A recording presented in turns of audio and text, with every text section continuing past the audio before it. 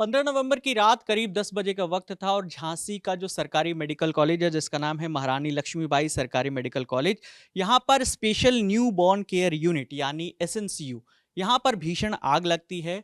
और वो जो आग लगती है उसमें 10 नवजात शिशु जलकर उनकी मौत हो जाती है। उसके बाद वहाँ जब वार्ड बॉय पहुँचते हैं आग बुझाने के लिए, तो जो अग्निशमन यंत्र होते हैं वो काम नहीं कर रहे होते हैं क्योंकि वो एक्सपायरी होते हैं।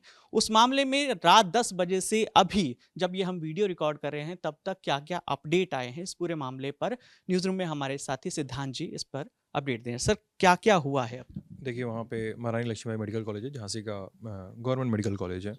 वहाँ पे एनआईसीयू जो होता है यूजुअली कि नियोनेटल या न्यूबॉर्न इंटेंसिव केयर यूनिट कहते हैं, तो उसका कुछ दिनों पहले ही उद्घाटन हुआ है। मेरे ख्याल से 2024 के ही किसी महीने में हुआ है। और वहाँ पे बच्चे, होता क्या है, जब बच्चे पैदा होते हैं तो बच्चों को पैदा होने के बाद आ, उन वार्ड्स में भर्ती किया जाता है। कभी कभी बच्चे के बिलिरुबिन में ऊंची नीची होती है तो बच्चों को भर्ती किया जाता है, उनको यूवी ट्रीटमेंट दिया जाता है। अगर आपने कभी देखा हो तो यूवी ट्रीटमेंट से बच्चों के बिलिरुबिन को और जॉन्डिस को कंट्रोल करने की कोशिश की जाती है। कभी कभी बच्चे क्रिटिकल होते हैं तो वहाँ पे उनका इलाज किया जाता है। काफ़ी सोफिस्टिकेटेड किस्म का सिस्टम होता है। तो इस वार्ड में बच्चे भर्ती किए गए थे। बच्चों की संख्या जो बताई जा रही है, जो अपुष्ट है अभी भी, कि 30-35 के आसपास थी जो बच्चे भर्ती किए गए थे। अब वहाँ पर एक ऑक्सीजन सिलेंडर था, बच्चों को भी ऑक्सीजन दी जाती है तो ऑक्सीजन सिलेंडर था। खबरें ये बता रही हैं कि ऑक्सीजन सिलेंडर के पास एक स्पार्क हुआ और स्पार्क से ऑक्सीजन सिलेंडर फट गया। और फटने के बाद जो उस समय ड्यूटी पे वार्ड बॉय मौजूद था, वार्ड बॉय ने दीवार से अपना खींचा, दीवार या जहाँ भी रखा होगा उसको फायर एक्सटिंग्विशर उठाया उसने और फायर एक्सटिंग्विशर को ओपन करने का प्रयास किया। और फिर जो खबरें हैं वो ये बता रही हैं कि हमारे पास हमारे रिपोर्टर रजत पांडे इसमें वहाँ पे हैं, उन्होंने भी इस बात की पुष्टि की है कि फायर एक्सटिंग्विशर पर जो एक्सपायरी डेट लिखी हुई थी वो थी साल 2020 की। यानी वो फायर एक्सटिंग्विशर आज से 4 साल पहले ख़त्म हो चुका था। और फिर इतने देर में ये डीले और ये जो चूक थी ये बहुत बड़ी थी। इसके बाद उस शीशे को फोड़ा गया, फायर ब्रिगेड की टीम पहुंची, अस्पताल के लोगों ने किसी तरह से फायर को कंट्रोल किया जाए, एट एनी कॉस्ट फायर को कंट्रोल किया जाए, उन्होंने ये कोशिश की। वो नहीं कर पा रहे थे, फायर फैली। और जो डिवास्टेशन की लिमिट है, मैं अगर उसको बता सकूं, मतलब मुझे बताने में भी थोड़ी मुझे अजीब सा लग रहा है कि वहाँ पे 10 बच्चे मौजूद थे, 10 से ज़्यादा बच्चे मौजूद थे, लेकिन 10 बच्चे आग में झुलस गए। अगर आपने छोटे बच्चों को कभी पैदा होने के बाद देखा होगा ध्यान से, तो आप यूजुअली बता नहीं पाते हैं कि कौन सा बच्चा किसका है, या बच्चे की शक्ल आप चूंकि बस माँ बाप को छोड़ के आप नहीं बता सकते। टैग इसीलिए। इसीलिए अस्पतालों में ना बच्चों की कलाई पे एक टैग लगा दिया जाता है। उस टैग में बच्चे की माँ का नाम लिखा होता है कि सन ऑफ या डॉटर ऑफ फलाने फलाने लिख दिया जाता है। और फिर वहाँ पे वो पीए सिस्टम होता है, माइक से बोलते हैं कि आप आइए, फिर आपको पेरेंट्स से दवा मंगवानी है या जो मंगवाना है आप बताते हैं कि बच्चे को या अपडेट देना है हेल्थ के बारे में, तो आप माँ के नाम से बुलाते हैं, तो माँ या पिता जो भी जाते हैं और बच्चे को देखते हैं। तो वहाँ पे फिर आग फैली ना, आग में सारे बच्चे, 10 के बाद 10 बच्चे झुलस के उनकी जान चली गई। लेकिन बच्चों की शिनाख्त भी हो जाती, बच्चों की शिनाख्त हो जाती। लेकिन आग इतनी भयानक थी ना कि बच्चों के हाथ पे जो टैग्स लगे हुए थे ना, वो टैग्स भी जल के खाक हो गए। तो अभी मेरे साथी रजत से मेरी फ़ोन पे बात हुई, तो वो बता रहे थे कि अभी माँ बाप उनको पता नहीं कि उनका बच्चा कहाँ पे है। वो ये बोल रहे हैं कि मेरा बच्चा, मतलब 10 बच्चों की लाश है, तो वो ये बोल रहे हैं कि मेरे बच्चे की इसमें से लाश कौन सी है। वहाँ पे स्थिति ये है इस समय। वहाँ पे जो बच्चे बचा लिए गए, वो बच्चे, उन बच्चों की स्थिति क्या है, उसमें से कुछ बच्चे भी घायल हैं, झुलसे हुए हैं। तो मतलब अब उसके बाद क्या बताया जाए। वहाँ पे फायर हैज़ार्ड के सिस्टम्स का ख्याल रखा नहीं गया, साफ दिख रहा है। और वहाँ पे प्रशासनिक मुस्तैदी बच्चों की मौत के समय नहीं दिखाई दी, लेकिन प्रशासनिक मुस्तैदी तब दिखाई दी जब यूपी के डिप्टी सीएम को इस घटना के फ़ौरन बाद वहाँ पहुँचना था। जो कि स्वास्थ्य मंत्री भी हैं। हाँ, ब्रजेश पाठक। तो ये थोड़ी बेशर्मी की बात है सरकारों के लिए कि आपने बच्चों की जान तो नहीं बचाई, ठीक है, बच्चे ख़त्म हो गए, आपकी गलती है, लेकिन कम से कम इतनी असंवेदनशीलता तो मत दिखाइए कि आप वहाँ पे चूना छिड़कने लगे हैं, सफाई करवाने लगे हैं, बस इसलिए कि डिप्टी सीएम आ रहे हैं। जैसे खबरें और वीडियो भी आए हैं हमारे पास भी।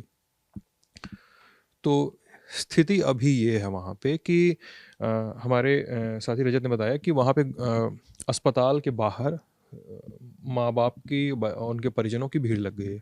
केवल माँ बाप तो होते नहीं हैं, बहुत सारे लोग होते हैं, मौसी मौसा मौसा चाचा, बहुत सारे लोग बच्चे का इंतज़ार करते हैं ना एक परिवार में, या बहुत सारे लोगों ने बच्चे के पैदा होने की खुशी मनाई होती है, 3 दिन पहले जिसकी खुशी मनाई वो बच्चा आज नहीं है। तो इस सेंटिमेंट को ये सेंटिमेंट एक अलग तरीके से रिफ्लेक्ट हो रहा है अस्पताल के गेट पे, वहाँ लोग खड़े हो गए हैं। अब ये बड़ी बात है कि जब प्रशासन से पूछा जा रहा है, अस्पताल प्रशासन से, मेडिकल कॉलेज प्रशासन से पूछा जा रहा है कि मेरा बच्चा कहाँ है, so they don't have any single answer to this. वो बता नहीं पा रहे हैं कि बच्चा कहाँ है उनका, वो ये बोल नहीं पा रहे हैं कि इनका बच्चा कहाँ है, कि फलाने रमेश कुमार और मालती देवी या ये जो भी XY, उनका बच्चा ये वाला है, उनके बच्चे की लाश ये वाली है, ये वाली है।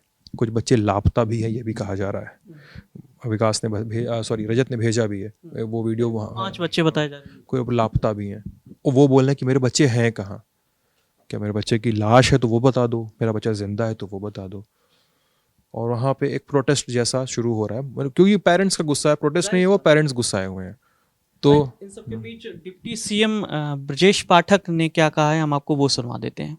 प्रथम दृष्टया वहाँ पहुँचने पर बताया गया कि इलेक्ट्रिक शॉर्ट सर्किट की वजह से घटना घटी है, क्योंकि पूरे वार्ड ICU वार्ड में ऑक्सीजन पाइपलाइन थी, तो ऑक्सीजन कंसंट्रेटर के माध्यम से जैसे ही शॉर्ट सर्किट हुआ, नर्स ने और वार्ड बॉय ने देखा, जब तक वो आग पर काबू पाते, आग ऑक्सीजन के सहारे पूरे वार्ड में फैल गई और ये दुखद घटना घटी।